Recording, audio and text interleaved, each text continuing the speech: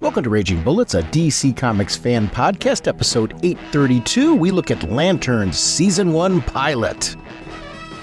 From the sleepy suburbs of Cleveland, Ohio, there are assembled the world's two greatest podcast hosts, created from the cosmic legends of the universe. Sean Whalen. Welcome to Raging Bullets, a DC Comics fan podcast. I'm a big fan of variant colors. My love for Batman is that stuff. Let's talk some comics. And Jim Segulin. How's it going, eh? You know me and Superman. I'm really loving what we're doing. Raging Bullets is a spoiler podcast. Their mission, to discuss DC comics in books, movies, and television several times a month in 1 to 3 hour episodes. And to serve all mankind. Outstanding. Welcome to Raging Bullets. I'm Sean Whalen, Dr. Norge. On this episode, Jim is still going through recovery from his surgery. Good news. He and I are talking daily. Things are looking very good. I'm expecting him to be back next episode.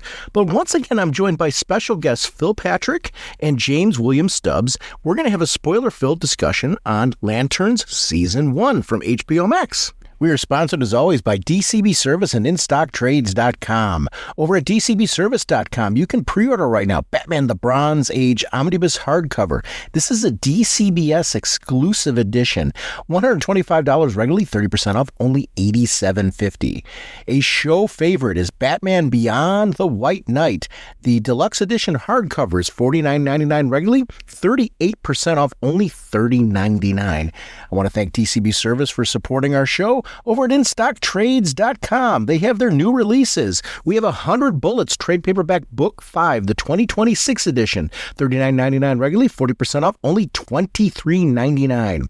Batman, Superman, World's Finest Hardcover, Volume 9, $29.99 regularly, 40% off, only $17.99. And Batman and Son trade paperback. This is one of those DC Compact Edition comics. $9.99 regularly, 40% off, only $5.99. There really is something available for every collector's habits and every price range. I want to thank DCB Service and InStockTrades.com for continuing to support our show. Mr. Segulin, what kind of a podcast are we? Raging Bullets is a spoiler podcast. We go in-depth into plot lines, story twists, and whatnot of the comics we're discussing on today's show. So if you haven't read the books, you may want to come back later so you can better enjoy the show.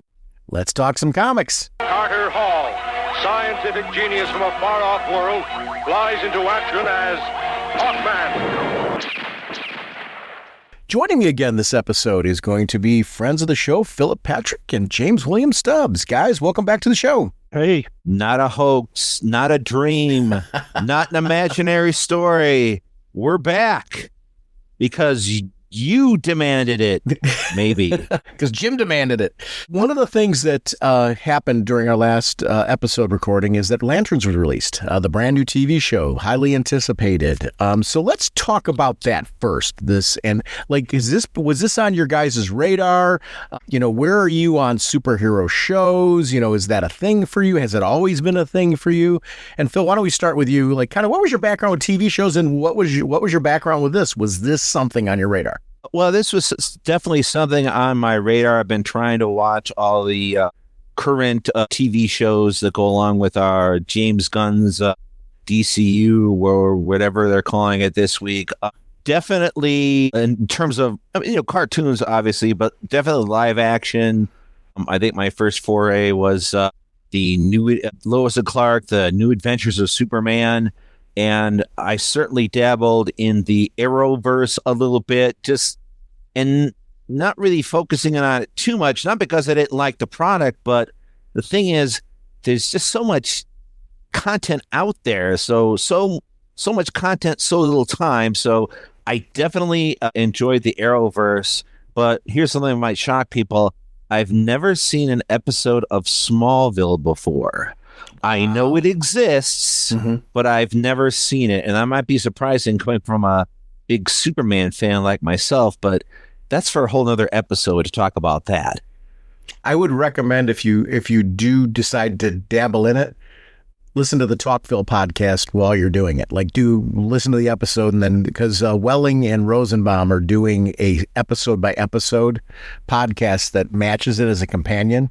and it's really good. It's a fun way to, cause I'm doing a rewatch of the show right now, and I'm pretty caught up to where they are. I'm actually a season behind them, but I mean, I'm on season 6 of 10, and I think they're on 7 now. So it's definitely a worthwhile way to watch Smallville and kind of get some backstory in the whole thing as well with the bleed characters. Yeah, I like that kind of stuff. One of my favorite shows is The West Wing, and they did a whole watch back of that. So definitely like that sort of thing. And maybe someday I'll get to it, put it on my list there. But something I probably, at some point, I'll probably definitely try out. James, what about you, buddy? Well, they had me on Lanterns the moment they made the comparison to True Detective. Yeah. That just kind of, it was like, oh, we're going to be doing kind of a pulp noir kind of swing on things, and that's right up my alley.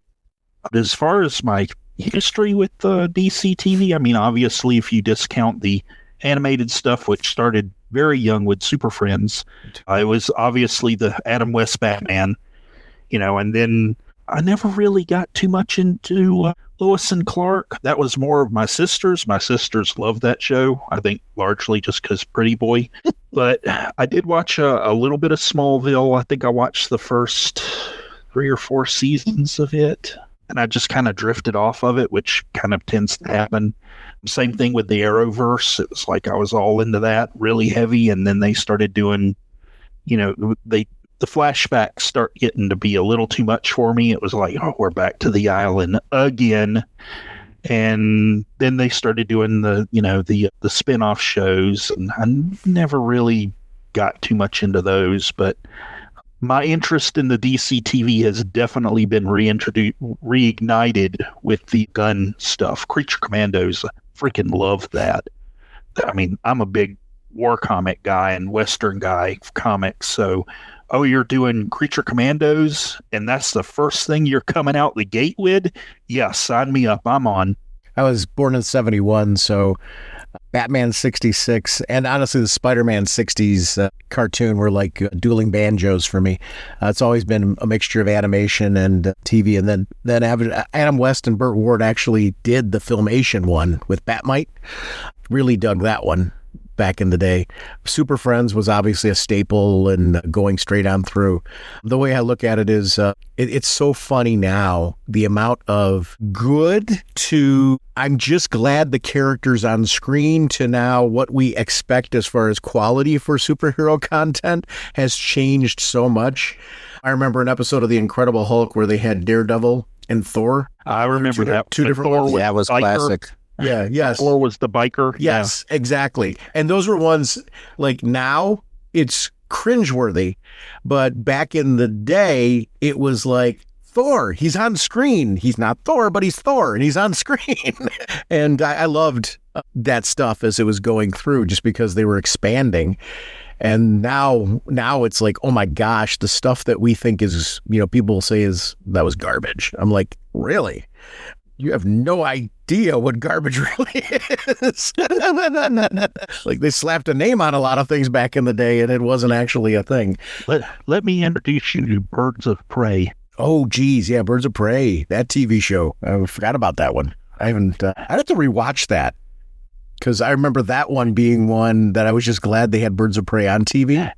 Yeah, well, my problem with that one was it was like, I love the comic. Yeah. Always have loved the Birds of Prey comic, and it was like TV show. It was just kind of like... Dina Meyer was Batgirl. I liked her in that. I liked her as Batgirl. Yeah. I mean, I liked the way she played Oracle, as far as that. I mean, I thought her portrayal of that character was really good, if I remember correctly. Well, I think one of the big things with DC, and as far as the TV and movie goes, they have always had really good casting. Yeah. It's just sometimes the script or the direction they chose to go just torpedoed it before it even got out the dock. That's a show that I think would have benefited from having a little bit more of a Batman tie too. Yeah. Because they kept alluding to him, but never really got to do a whole lot with it. And it didn't help that the show only got the one season. I thought Batman was dead in that show, or am I thinking of a different Gotham show where he's dead? No, you're thinking of Batwoman. I thought he was dead or was he just, it was in Birds of Prey, but I got to go back. Was Birds of Prey the one where he was alive, but retired or something, or not I can't remember. I have to go back and check. Am I thinking of Gotham Knights where it's the kids taking over when he dies? Yeah. Yes. That's probably it. Yeah, because wasn't the son searching for him? Well, the son, it was like Batman's son was the lead, right, in Gotham Knights? I think so. Yeah. It was, that was an interesting attempt. So let's flash ahead to Lanterns and talk about this one. So we got the first episode of this one, and I'm glad I walked in knowing it was going to be like a True Detectives kind of vibe, because it set expectations ahead of time. I knew I wasn't going to get the space stuff. I knew I wasn't going to get a ton of. It wasn't going to be like this overwhelming superhero battles kind of thing. It was going to be very. To me, some of it is a little bit hard traveling heroes, just because it's more grounded and you get to see them. A lot less of the ring slinging and more of character development. What do you think of the overall tone of the show so far? And what do you think of the leads? We got 2 lead actors right now, one portraying an older Hal Jordan and Kyle Chandler, and Aaron Pierre starring as John Stewart. What do you think so far about just the overall initial vibe? And Phil, I'll start with you, and then James will go to you. Well, having not seen True Detective, again, not because I didn't like it or anything. I've heard great things. My parents said, "Oh, True Detective's great," but just simply not enough time to watch stuff. I've really enjoyed the vibe to it. I was not expecting a lot of superhero heroics. The ring was present there, but it was very much grounded. It's an intriguing mystery, and it's something that I'm looking forward to see how things go. It's got me hooked. James, what about you, buddy? I really enjoyed it. I particularly enjoyed the it was an odd mixture between buddy cop and good cop, bad cop. Yeah. Which I really enjoyed. I mean, and the nice thing that I liked about it is even though they made, as far as I'm aware, they made some changes to John Stewart's background. I really enjoyed because you're watching the 2 characters on the screen and it's like, yes, that's John Stewart. Yes, that is Hal Jordan. It's more of an adult take on them than you get in the comics. Because, by the way, parents, if your kids want to watch Lanterns, and you might want to watch out for the language, because there's quite a bit of language in this one. But I've thoroughly enjoyed this, and it opened up so many mysteries, and you're dealing with 3 alternating time periods, at least in the first episode, and I fully expect that we're going to be jumping between those 3 as the series goes on. So yeah, I'm in. Yeah, that was an interesting part for me, and you're right. It's a 9 p.m. HBO Max. That's when it kicks off. Obviously, then it's available whenever you want after that. But it's clearly targeted towards that more mature audience, and there's a lot of they're doing with Hal that plays heavily into Hal's history, because Hal's been a roller coaster, throughout his comic book career. There's been times where he is the tried and true leader of the Green Lanterns, and there's been times where he has fallen very hard during his career. So they're playing off of both of those scenarios. I like that we get 2 versions of Hal. We get this older Hal that has got a chip on his shoulder, and we've got the younger Hal in the ring. The one that's pulled up that is a the copy. Backup consciousness. Yeah. And I like that he is more of the I am the best Green Lantern Hal. Much more accessible, much more friendly, much more of a guide to John, trying to help John in all the right ways. And I love seeing the duality of that piece. I think if we just got the bitter Hal that we're getting, I would be disappointed. I'm glad that they're giving Kyle Chandler some range with the character and being able to play him in a couple of different ways. I'm finding that satisfying. What do you guys think about, so very early on in the story, we get the idea, everyone knows Hal Jordan's Green Lantern. What do you guys think about that being a part of the show? Is that something that you like? Is it something that is relevant? What did you think about that take on this? Because there is no, I am Green Lantern and I'm wearing the mask and you don't know who I am. It's nowhere out there. We know. Everybody knows. Well, I kind of noticed that Hal really doesn't have any, and maybe that'll be developed over time, but Hal really doesn't have any supporting characters that he needs to protect his identity with. We don't see Pie Face. We don't see Carol. We don't see any of Hal's family. I'm not saying we won't see them throughout the series, but it just seems like you don't really need a secret identity if you're not really protecting anyone else in your family, if that makes sense. Like Spider-Man's got to protect a whole bunch of different people, so he, got to keep his identity in the bag. But it looks like this Hal Jordan, at least at this point in time, maybe, I don't know, maybe it was different before 1996, but looks like at this moment in time, he doesn't need to keep a secret identity because he's not really protecting anyone else. And it's not like he needs to protect himself because he's got the ring that's going to protect him when danger happens. So, James, what was your take on it? Okay. I didn't mind not having the mask. I mean, given the context and what they're framing the story as, it kind of makes sense. And Philip brought up some really good things. And Hal doesn't really have anybody that he needs to protect. So it was just kind of, it made more sense. I mean, if you're doing the whole space cop thing, you're not going to want somebody running around with a mask obscuring their identity. They're supposed to be visible as I am a Guardian or I am a Green Lantern or whatever. It makes perfect sense to me. John Stewart was traditionally always the Green Lantern that took off the mask to be transparent. So what I'd love is, I know that whether or not this gets a second season is dependent on how it does. And my understanding is that it's doing pretty good out of the gate. So we might get a second season out of this. A lot of that has to do with this. Does the show maintain a momentum all the way through? I know with the streaming shows, some of them will drop off along the way. I'm hoping this one doesn't because of the way its vibe is. Where I'm going with that is I'm hoping maybe they eventually get into secret identity. What happened to Hal's past? It's there's a lot you can explore in this, where Kyle Chandler could be a part of this for multiple seasons, even with where this episode goes. If it's really going there, which I think it is. I always say if it's really going there just because it's comic book stories, and are we seeing what we think we're seeing? We may be. I'm under the assumption that what we see at the end of the episode, let's just go there. Hal's dead. What? Yeah, I know, Sean. No. If you stopped watching early, you might have missed that. We might as well go to that. I liked seeing that reveal so early and having it be a mystery. What happened? How did we get here? To your point earlier about the timelines, being able to see these multiple timelines, we are going to get things filled in along the way. We are going to see how we got from A and B, from the childhood of John Stewart to whatever happens in there during the training that gets him there, to, of course, what ends up happening to Hal. And I would love to know all of that along the way. I liked the reveal now.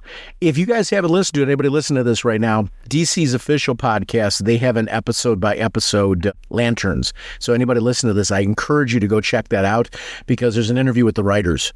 And it was really good to get their perspective about the backstory of all this, what it was like for them to put together the episodes, but also their thoughts on what they were trying to do. I'm intending to listen to that with every episode as they're released, and I love when shows do that.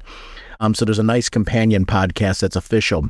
I definitely recommend checking it out because it was really good to hear from the writers. What are you guys' thoughts on Hal's death in the beginning, and what that means overall? Well, I noticed that Hal's not wearing a ring, but I also noticed that John's not wearing a ring either. Now, I don't know, you would think, given that the sheriff knows who John is and on all that stuff, that he would be okay flying in as a Green Lantern, but he kind of drove in on a snowy night. I don't know, if I were a Green Lantern, I would, definitely not be driving in snow. And I noticed that they both don't have a ring. So I'm just wondering, are either of them Green Lanterns at that point? I mean, it's curious. I'm wondering if our friend Guy Gardner is the only Green Lantern at that time. But then, what leads Hal to, a lot of questions. What leads Hal to die? The connection to that place. Does it have to do with him getting the ring from Abin Sur all that time ago, or is it something else that leads him to go to that exact spot in the stands there that he was kind of towards the beginning of the show as well? James, any thoughts? Yeah, I mean, I agree with all of that. Mine was kind of spoiled because I was looking on Facebook, and of course, CBR put the Nathan Fillion. It's like, dang it. I need to stay off the internet. But I mean, the thing that I found most interesting about that last scene is yes, the coming right back around to the beginning where they were in the stands, but it wasn't a violent death. He was just there. I mean, I don't know if he died from exposure out the stands or if he just went there and I don't know. He had a bullet hole in the head. Didn't he have a bullet hole in the head? Wasn't that a thing? Did he? I thought he had a bullet hole in the head. I totally missed that. But I will need to go back and rewatch that then. Yeah, I want to go back, and now that you say that, I want to go back and double check, just because you both are looking at me like I have three heads. So I'd like to see what that looks like. But Hal's death at the beginning is something that is interesting to me. The ring thing is intriguing because Hal implies that the only way that John is going to get the ring is if he's no longer the ring bearer. So it does lead me to the question, is Guy's ring Hal's ring? Were there two Earth rings, and where did that one go if it's not Guy? And those are questions. So it's funny, seeing Nathan Fillion in it at least will bring some conclusion as far as that piece goes. I want to know what ring Guy has. Does Guy have his ring, his own ring, or does he have Hal's ring? And are there two, or were there ultimately going to always be two Earth Lanterns, or is it only one? And what does that mean for John as we go forward if Guy's got Hal's ring? Yeah, and they had some like scenes from the rest of the season, and one of them was a Guy talking to Jon Stewart in jail, and Guy is in his Green Lantern outfit. Now, I didn't look at John's hands, and now I'm going to be looking at everybody's hands in the episodes from here on out. But I did not see a ring on his finger, but you could clearly tell that Guy had a ring.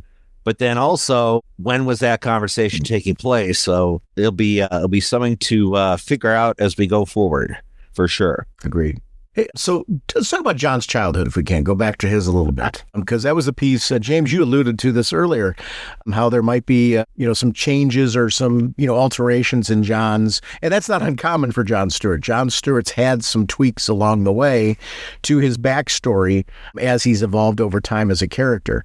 It was interesting to see where his lack of fear comes from and how that was something instilled into him from his father, who actually did, I would argue, there is some fear there, sort of when Daddy's coming home, at least by the other kids, the other siblings, because he's trying to watch the television show because he's fascinated with Hal and wants to, clearly is enamored and wants to be that guy. The dad is well aware of this and maybe even is encouraging it to a certain extent, because when they have that scene out by the garage with the gun, that was some very odd father-son bonding. Yes. And so what do you guys think overall of John's backstory and some of the tweaks to it, based on what you saw? I mean, I think it's gonna hurt John going forward. I would never think to do that to my son Liam. First of all, I've never fired a gun, well, a Nerf gun, if that counts. But I would never think to do that, because even if you're the best shot in the world, something could happen that the gun moves and then your son is vehemently hurt. So while I get the idea that he wants to, give John no fear, I feel that that's more of a detriment than a strength. And I think that's going to get John in trouble as things go forward. Certainly, I think his impulse after the bar, I won't spoil that moment, but after the bar, when he meets the woman and, he walks her to her car, certainly that is not a good thing. And I feel that the way his father brings him up is not going to be good for John in the future. That's just my opinion about it. Oh, I think we're gonna spoil the woman later too, because I don't know how we can't talk about that.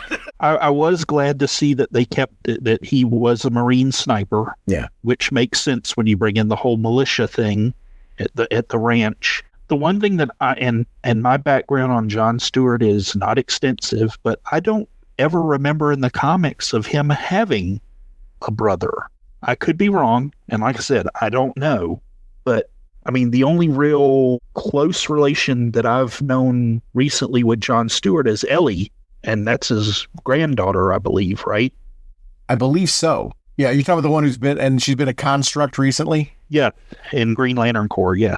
I'm just looking up right now if he had any siblings, just to figure it'd be a good bit. I wonder if the siblings are going to play any role in the series. They might just be there for context. I don't know. Definitely sounds like the dad is going to be still in his life, but I don't know about the siblings though. Well, it'd be nice to know what happened to them along the way. You know, there's a lot of they're actually developing an interesting tapestry. So Jon Stewart in the comics did have a younger brother named Damon Stewart, as well as a sister named Rose. Everybody loves Damon. And there was an aunt named Loretta who raised John and his siblings after their mother passed away and their abusive father left the family. So this isn't out of the realm, what they're doing right now. Okay. Yeah, I'd say that shooting an apple off your son's head is definitely a form of abuse. So yeah, so I mean, that sounds all right. Yeah, so they're doing their own take on it, but they're pulling some stuff from lore, and I actually am a fan of that. Like, let's tweak some of the lore and make it. That's fine. It makes it work for the TV and all that. But I like that this is some stuff that they're pulling from lore. So jumping ahead, there's Hale in Rushville. So John's interacting with helpful Hal, and who gives him a message for his older self about this Hale in Rushville, which is obviously very cryptic, and what does that even mean? Hal, after hearing this, immediately rushes off. I did like that sequence with the fans around Hal and the questions about why doesn't he wear the suit, and he dodges it tactfully, comparing it to a tie, saying, hey, at a certain point in time you slip off the tie and the tie feels weird.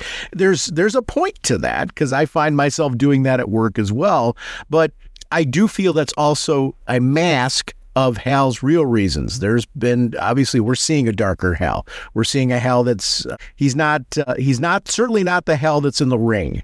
So I think there's more to the story, but that was an interesting, artful dodge as he was going through. But let's talk about that Hale in Rushville piece and, where that all led, because it led us back to the stadium. What do you guys think about the stadium crime scene and our introduction to who the bad guys were, or of sorts, in that scenario? Can I jump in here? Please. Well, before we get to the crime scene with the ring, the thing that I thought was interesting is that this was a backup from, 10 months ago or 10 years ago or something, which basically, you're getting the arrogant, irresponsible Hal right here. But when we get to the crime scene, the thing that I like about it is that, John respects the chain of command. So, of course, he's going to talk to the sheriff and, identify himself and say who he is and everything like that. And they basically tell him, you sit this one out.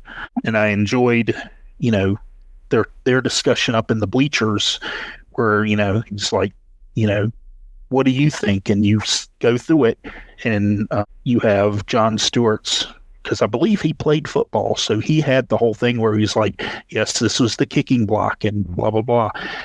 And then Hal's like, no, it was aliens. And then you had him explain why, and it's like, oh. And then they had the whole thing with the guy in the short sleeve shirt, which makes absolutely perfect sense when you see everybody else is wearing jackets and cold weather gear. And the one thing that I like is he went up to the sheriff, and the sheriff's like, do you think I don't know that? I've been trying not to panic people. And that was the one thing I enjoyed the most. It was like, usually, you see like the small town cops or whatever, they're played off as bumpkins or they're stupid. They don't know anything. No, they're smart. That's the one thing I liked, is everybody in the show was smart. They weren't stupid. They weren't stereotyped. She also was alluding to him. I know about him, and I'm trying not to tip him off.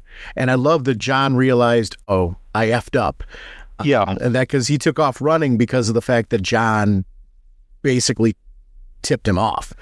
I really liked how that played, because that was what Hal was warning him against. He did everything that Hal was warning him against, and it played off the way to the point of Hal being cocky and arrogant. Hal, instead of explaining why, let him fail to learn through failure. And it was really interesting. There's a powerful point where you could sit there and say, okay, Hal really is training him there. The problem is he sabotaged the way that they could have properly caught this guy, too. It's interesting. Yeah, I'm wondering if there's more to the Nebraska story than just what's currently happening in 2016. Because it sounds like Hal, obviously the ship crash landed in that area, if I'm understanding correctly. Right. So I'm wondering if there's more of a reason why the ship was there in the first place. And then obviously Hal's been monitoring it ever since in order to get that message that the hail's coming down in Nebraska. So I'm wondering, and it sounds like there's more activity in this town that we're led to believe with the setup of the militia and the power vacuum that is in that small little town in the middle of nowhere. So I'm just wondering how much more this town has to offer rather than this murder. Yeah, obviously want to know more about the murder, but there's clearly more going on than just what is happening in, well, this is timey-wimey stuff. So there's more happening than just what's happening in 2016. So something happened before then. And then obviously with Hal ending up dead in 2026, there's a lot more going on with this town than we're led to believe. That's what leads me to question whether or not there's two rings. Guy's ring and Hal's ring. And the reason why I'm questioning that is, has this been about getting the ring? And does it go all the way back to Abin Sur? It'd be interesting to see what that is. And by the way, I'm speculating, so who knows? But I'm with you. I think there's something from the past that will gradually lead to present day. I think putting Abin Sur's crash there was deliberate for the story of this. And I'm also thinking that there's a reason why Hal keeps getting drawn back to this place. And I'd like to see what that is. I think there's more to be told here. This is how you set up a mystery, though, isn't it? Where, they give you a lot in the first episode that makes you care not only about what's happening in the present day, but how these different time periods, and you're right about the timey-wimey stuff, these different time periods all have importance to the overarching story. That's why I like the reveal in this episode. I think that was just a great way to do it. It's intriguing. It's interesting. We find out something about all three time periods that I think are a draw to want to know more about not just the present day, but the immediate past and the far past of this particular universe, just to see how it all goes together. I care about all three time periods, which is really fun in a storyline where you're not going to be like, okay, we're doing a flashback here. Do I care? It's like, no, yeah, I want to be glued to everything. I'm a sponge. I want to know all the information I can have right now because I need to know why all these things are happening.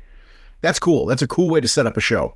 And I love earlier in the show where he's talking about it, was it Palladion 4 or whatever, and he was like, well, what'd you do? He's like, oh, a little bit of diplomacy, a little bit of punching, the normal stuff. And then you get that completely contradicted when he's doing the interrogation of the guy in the interrogation room. Yeah. He was so smart about the way he went about it. I mean, he just baited the guy along and then he dropped the bomb, and literally. But that's where you get the part where it's like, Hal isn't just, was cocky, go with whatever the vibe is at the moment. No, he thought all this stuff out. I mean, even with the scene in the bar where the plot was, he's going to get himself arrested so that he would be put in the jail with the guy so that he can question him there. And it's like, he was thinking ahead. It was not, like John said, it was not a great plan, but he was thinking. He wasn't just, I'm going to punch the guy first. What was even more amusing was the sheriff saw it. She knew that was what was going on. She was a good character. I really like her. She was a great character. Yeah. I feel sorry for her because it sounds like she's in a marriage of convenience, just being where the town is. But I mean, I don't know about her. Her father-in-law seems devious, but maybe not so much her husband. Her husband seems to be okay, but again, it just seems to be like a marriage of convenience, and they have a son too. And although based on the flash forward at 2026, seems like she's all right, and her son's the starting quarterback now, and so that's going to work out well. But it just seems like she's trapped in something that she doesn't want to be in. The father-in-law, and that's Macon, right? Was that yes? The Macon family. I love the danger around them, right? Because there's something in this town. You want to, if you're going to do a show like this, especially a superhero show, you want this feeling of danger. And it feels like every time they enter into a new environment, there's a different sense of danger. And I feel with that family, there is one. Like, they want an investigation going on about this, particularly with the aliens and things like that. But there's clearly a tone of manipulation, and there's secrets, and there's all kinds of crazy things that are going on. I like you, Phil. I don't know that I need to go crazy into spoilers as far as what happens, but there's certain links to other things that happened earlier, especially John's bar scene, that play out during all that I thought just added to the intrigue. Like, how are all these people connected? Was that an accident? People meet people along the way in this, and you question what is coincidence and what is not, what was deliberate. Well, exactly. That was with Zoe in the bar and John. Mm-hmm. It was like they were sitting there, and it was like, at first you think it's like, oh, she's just talking him up. And it's like, as the conversation goes on, it's like, no, she's pumping him for information. Yes. Well, and I think one of the more sinister things about the family is the fact that they make tofu steaks. I mean, who does that, really? That's a red flag on my part. To give John his food? Yes. Yeah. And clearly there was... So this is where I'm kind of like, we have to get spoilery, because eating off another man's grill. Yes, and the fact that the fact that he knew, and I'm going to tell you one other thing too. If that dude knew, I'm not eating the darn thing he gives me. Like, there's a point in time, I'm not putting anything, ingesting anything from anybody who's got that kind of axe to grind with me. So here's the question though: how much does he know?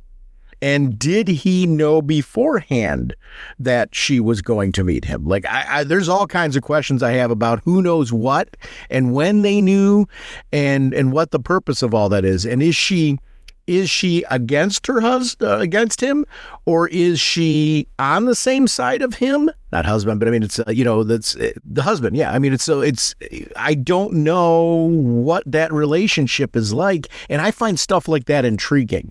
We talk about time periods where we want to find out what's going on. I want to know more of that family's history and the interpersonal dynamics of the family. And I almost was under the impression that she's the one that told him. Mm-hmm. Which also makes that very, very intriguing as well. But I don't know, maybe she's done it before and he doesn't seem to mind. I think he's more concerned with the alien problem than that. I at least that's what kind of the tone I understood in that scene. Well, I agree with you there. I think he is more concerned with the alien. The thing I'm thinking is that he's going to use this as leverage against John to get them to help them with the aliens, whether they like it or not, and on their terms, not on the Lantern's terms. Which is the thing about this group is yes, ostentatiously, they are on the same side. They want to deal with the aliens, but they're also a complete wild card, because we really don't know, when it comes down to it, what they're going to do. He also mentions resources to be able to help them with that problem and with the things that they're doing. I question resources, because, in the end, is he willing to kill a Lantern to get another resource? And I'm running through a lot of speculation as far as what may have happened with Hal, so I don't have one tunnel for that, but there's lots. I'm trying to create like a suspect list for Hal, and the Macon family, somebody in the Macon family is a possibility to me as far as what happened to Hal. But I'm very open right now on what this may or may not be. I just love that I care about speculating with what's going on in this particular town. I like that this town in Nebraska is getting more and more fleshed out, and there's a life to it. It's not just Hal and John. It's Hal and John interacting with all of these cast of characters that are getting fleshed out along the way. It's really strong casting. There was nobody in there that I thought was like a weak link or a throwaway. I really liked everybody on the cast, which is important for a show like this. I don't know if you guys felt the same way, but the casting, I think, is a strength of the show. I kind of thought that the alien that Hal was interrogating was kind of weak. I really thought he bombed at the end and did not do well. You were waiting to drop that nugget. I during that sequence, actually, let's talk about that one a little bit. I did love that we got to see Hal with the ring and what willpower really looks like, because that was something that required a lot of Hal. And talk about great acting by Kyle Chandler on that. You felt that was something that took significant willpower, to put together. It was not just a snap. I did a construct and it meant nothing. There was an impact. Hal needed to be the guy to do that because Hal had the willpower and the forethought as far as how to handle it. I can't wait till we get to see John do stuff like that, but it was very cool to see that sequence with Hal. Well, there was also when the alien was like, well, where's your lantern? I bet you're not at a full charge. Yeah. I bet if I go off right now, I can take out this whole town. And he went and it's like, yeah, well, we'll find out. Yes. And that was really intriguing in this, because once he dropped the mask, he dropped the mask. Yeah. And that was really, really well done. I'm trying to get that going. I'm kind of hoping the aliens are predators. That would be kind of neat, but that probably won't happen. You know what sequence I liked that we did? Well, they're clearly football fan. Yeah. Yes. I liked the bar sequence with Hal where Hal was trying to get arrested. I thought that was really well done. Seeing him construct the $20 bill and put it in there and deliberately use the over and over again playing of the song, and the people in the bar. The guys in particular he was trying to get to, knowing he was screwing with them, was really well played out in the sequence of events. I liked how that all was done. And it made for a great scene, especially I like John watching all of this where Hal hands him the ring and says, don't do anything with this. Let this just play out no matter what it looks like for me. And that was, Hal got everything he wanted out of that. I just love the way it played. Well, I think John got a lot out of it too. It was like, oh, you think I'm going to jump in and save you after you've been treating me like a jerk? It's like, no, you're getting your butt kicked. Yeah. And one of the little throwaway bits I thought was funny was when the sheriff came in and was breaking it up. One of the background lines you heard were, do you want me to call your mother? I cracked up over that. There was so much that was good about this. It had the right amount of humor at certain times without going over the top, because it's got to maintain like this grounded detective story aspect of it and buddy cop and all that kind of thing. But humor came in at the right times. Yeah. That's good of any good buddy cop, is having that kind of humor. And they did a really good job of that. Because if they played that straight, I mean, it would get pretty grim pretty quick. And at a certain point, it's like you can only take that for so much before it's like, this is just terrible. When I was listening to the official podcast, they kept talking about the casting of Aaron Pierre and how he is Jon Stewart.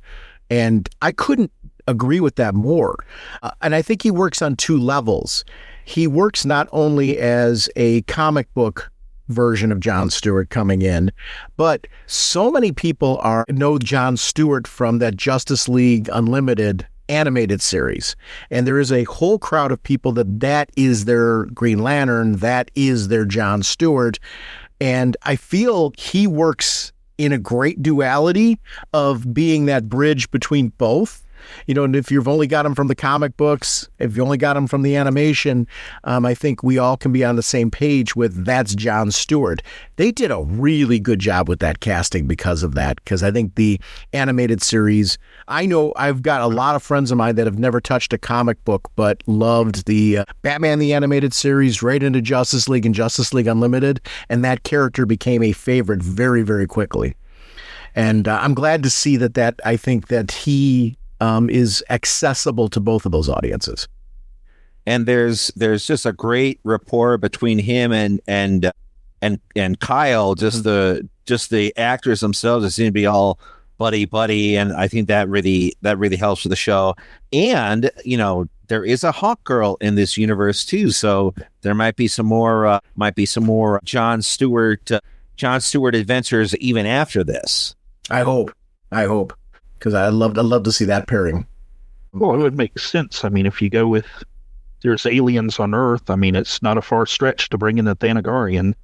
Yeah, so it'd be fun to see where this all goes. I'm pretty sure she's probably not going to be in this series, but I'm hoping this is so successful that we get another season, because I'm out of the gate, one episode in, I'm really enjoying this so far. And I like these shows where it's clearly going to have an arc, and it'd be nice to be able to get another arc if this does really well. This is how you do, I think, these television shows nowadays and make them really work. And I hope it just maintains the momentum along the way. Is there anything about this that we haven't talked about, guys? Any points, or this is something that we glossed over that you wanted to shout out more? Not really. I mean, the one thing I'm kind of hoping for is I want to see at least by the end of the first season, I want to see John fly. Me too. Yeah, because they made so many references to us. Like, oh, you don't even know how to fly. I want to see him take that step, especially because it was so cool when Hal did. Like that's when he flew off, because that was the only time we saw him, was with that hail comment. Hal just shot off right away, and just seeing that urgency in the flight and everything that he did, I thought it made a very, very cool visual. It made flying, I appreciate that it made flying cool again. If there's one thing I enjoyed about the most recent Superman movie, it made flying cool. There's these movies and TV shows that change up a little bit what flying has looked like and make it be like, oh, I want that power. I love that. Well, it's back with one of the taglines for the first Superman movie was, "You'll believe a man can fly." Right. And when you're a kid and you're sitting in the theater and suddenly, he's flying, it was cool as all get out. Yes. It's like, who wouldn't want to be able to fly? Well, and that's the same with Green Lantern Power Ring, like the earlier Super Friends, and just this guy has a ring that can virtually do everything. That's kind of cool, Yeah. That's the power I want. So definitely, I would say that the same thing with the flying as well. Yeah, this was really, really good. And it's funny to say how enjoyable this was without a lot of the ring slinging. Typically when you think of Green Lantern, you want to see the big ring slinging moments and things like that. I think what would have been a mistake on this is throwing a lot of that in for no reason. Sometimes you can, and this was a big thing when CGI first became a thing. Sometimes you got TV shows and movies that were using CGI just to use CGI, and sometimes story was lost. In this case, story first, special effects are in there where they service the story. And I thought this was a better episode for that purpose, when typically I want to see all the Green Lantern effects. We got to see some cool Green Lantern moments that show what a power ring can do, but it wasn't overdone in a way where it derailed the story. The story came first. I'm always a fan of that. Yeah, well, let me ask both of you a question, because after we get the car scene when John shows up at the taco stand and Hal asks him, it's like, well, what'd you do? What'd you do with the ring? And he's like, bubble wrap. And he's like, oh, that's genius. Do you guys think he was being sarcastic, or do you think he was legitimately paying him a compliment? Maybe a little bit of both. Still trying to keep that demeanor of being ornery, and maybe Hal's kind of faking it. Who knows? Just for the sake of training purposes. But it might have been a little bit of both for Jon Stewart's benefit. I definitely agree there was sarcasm in there. I do think he's genuinely trying to train him, but I think there's also Hal's got some, I don't know if self-esteem issues is the right thing to say. Hal's got something going on, and I want to see that more clarity on why Hal's the way he is now. And I think some of that is playing into his reactions to John. Well, I know one of the tropes of kind of the cop drama thing is you've got the old grizzled veteran, and he's paired up with a younger guy, and he knows that this younger guy is there to replace him and that he has to train his replacement. Yes. And there's got to be at least some measure of resentment there, because it's like, what, you don't think I can do this anymore? Yeah, it'd be weird if there wasn't. So I appreciate that part. And didn't maybe I'm wrong. Didn't Hal allude to the fact that, certainly with Abin Sur, Abin Sur lost the ring when he died. So certainly maybe Hal is along that same line of, why are you trying to replace me? I thought this was a job that was permanent until, you're deceased. And certainly in 2026, it looks like Hal is dead. So maybe that's a little resentment from Hal too. Like, I thought this was a job that I was going to have forever. And now you have this guy coming in for training.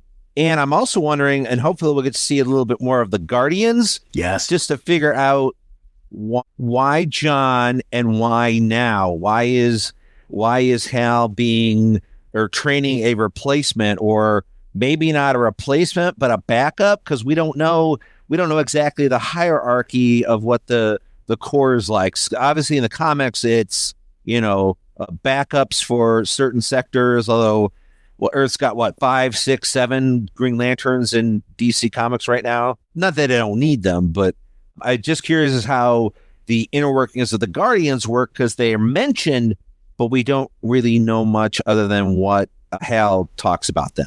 Well, not only are they mentioned, they're concealed, because even though, John and Hal can talk about the Guardians, remember when Hal was being arraigned in the courtyard in the courthouse, and they're like, well, what organization are you? A Green Lantern. They did not say the Guardian.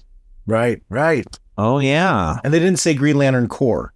Right. They just did Green Lantern. Yeah. So I think it's going to be interesting to see what that actually looks like in this particular continuity or this particular universe.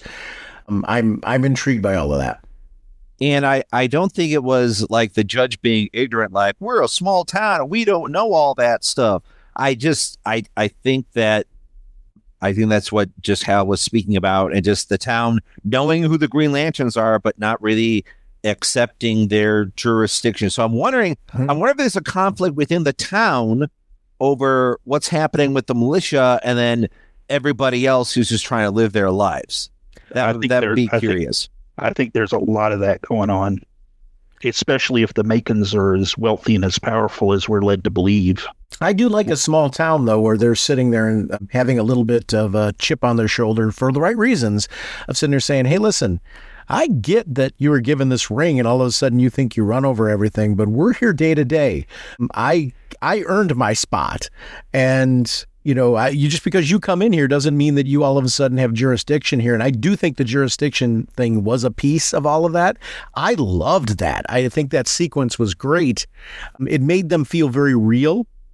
And I'm a fan of, I reference it all the time, a fan of world building. And in the first episode, they did a lot of world building where everything felt very alive and three-dimensional. And that's why I think we're talking about different time periods and how intriguing they are, not just for our main characters. I want to know more about everybody else along the way, too. And aren't the Macons being controlled by someone else more powerful than them? I thought that was alluded to, that they're not running the show, but they're being backed by somebody. Yeah. Mm-hmm. No, you're not imagining that. They did say that. So I'm just wondering who that is. I mean, I have a guess, but just based on the whole mythos, I thought maybe Hector Hammond might be involved with that. But I mean, we'll see. I think, guys, one of the things I'd like to do along the way is, when Jim also has a chance to watch this, I'd like to have you guys come back on and act as a panel, maybe as we go through the whole Lantern cycle, particularly at the end. I'd like us to be able to kind of do a retrospective of the series and how we felt about the whole thing, and maybe a midway point check-in if we're able to. We got some episodes planned along the way, but just because you and I, the three of us, kicked this off together, I would love to have both of you come back and we take a look at just our overall thoughts of this series. I'll keep you posted along the way, but I think this is going to be fun to talk about where this goes. And if we're satisfied with all of the things, because obviously we're all intrigued by a lot in this show right now. What the onus is on the show then to pay that off. And I'm hoping we get something very satisfying along the way with this. I'm confident so far, very confident. Well, if we really want to go meta, what we should do is wait 10 years until 2036 to talk about the next episode I'll keep my calendar open between now and then. I just really go meta, and then every 10 years we talk about the next episode. Well, we already know from just flashing ahead, Phil, that you're going to be the one murdered. So we're going to actually find out what happened to you along the way. I'll probably be missing both my legs at that point too. So, but I definitely want to have you gentlemen back. Let's follow up on this show, and we'll discuss it. Thank you guys once again. I want to thank you guys for jumping on. This wound up being a happy accident because of the fact that Jim was not able to be here. We had to move some of our content in order to make room for an episode, and you guys once again filled in, and it led us to having a much earlier conversation around lanterns than I intended, and I'm glad we got to do it with the pilot episode. I think this is really one that was well worth talking about, and really got me much more excited for the show. I was already there, but being able to talk through this with you gentlemen and hear your thoughts has got me. I'm excited for the second episode tonight because of walking in with your thoughts. So thank you guys for being here. No problem. It's fun in our exploration of all things green in the DC universe. Oh, yeah. What's next? Martian Manhunter? Swamp Thing. Oh, I'm looking forward to Swamp Thing. Is that going to be 6 issues? I think it's going to be like all the others. It'll start out as 6, and if people love it, they'll kick it up to 12. I like that they've been doing that. I love that they're doing that. Yeah, because so often we do these experimental series, and the story is about things getting canceled. I'm loving that more often than not. We're seeing right now quality creative teams being put on a book, and interest is driving it to be extended. That's awesome. Just so awesome. And it doesn't have to be a continuous ongoing series. Right. Mm-hmm. You can have one good story, you tell your story, it wraps up, and that's it. And if it's great, you come up with another good idea and you do another arc, mini-series or whatever, yeah. Hope this craft can withstand this powerful force. Want to remind everyone about our show voicemail line. It's 1-440-363-1061. RagingBullets@gmail.com is our email address. If you prefer to contact us that way, we love having you part of the show, so feel free to send in your comments.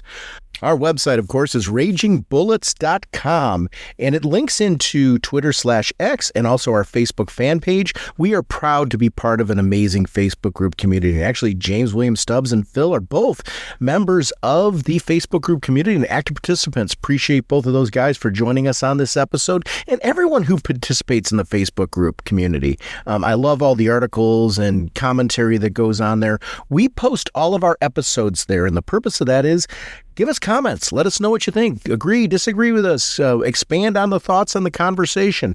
I love that part of the podcast, and the interaction with you is so fun. The About Us section of our show website is where you can connect with us on gaming platforms and personal social media. I am proud to be a co-host on Is It Jaws, a bi-weekly film review podcast. Paul and I are lucky enough to have an amazing group of people that often join us to review a wide variety of films. And if you're a film fan like we are, please consider joining us on Is It Jaws. We are sponsored, as always, by DCB Service and InStockTrades.com. Over at DCBService.com, once again, remember the Batman Bronze Age Omnibus Hardcover Volume 1. This is the DCBS exclusive version, $125 regularly, 30% off, only $87.50. Batman Beyond the White Knight, the deluxe edition, $49.99 regularly, 38% off, only $30.99. Over at InStockTrades.com, you can also find those new releases. 100 Bullets Trade Paperback Book 5, 2026 edition, $39.99 regularly, 40% off, only $23.99. Batman Superman World's Finest, Volume 9, $29.99 regularly, 40% off, only $17.99. And Batman and Son Trade Paperback DC Compact Comics Edition, $9.99 regularly, 40% off, only $5.99. I want to thank DCB Service and InStockTrades.com for continuing to support our show. Our next episode, it looks like Jim is going to be back, and we are going to finish up our look, at least from the Batman series, our prelude to Bad Seeds, with issues 10, 11, and 12. We will see you then. Bye! Strategery. What is that supposed to mean? That's a word that I have never seen. Do you exist? Strategery. Suddenly, I don't feel as smart as I used to be. I couldn't find it in a dictionary. Oh, what the heck is strategery? Why I need to know, I don't know, it's just my way. I asked a friend I know and they told me go away. Strategery. Maybe it's something that is wrong with me. I may need a pill from the pharmacy. Maybe that will cure my strategery. Why I need to know, I don't know, it's just my way. Just because I don't know, I'll just say it anyway. Strategery. A definition isn't meant to be,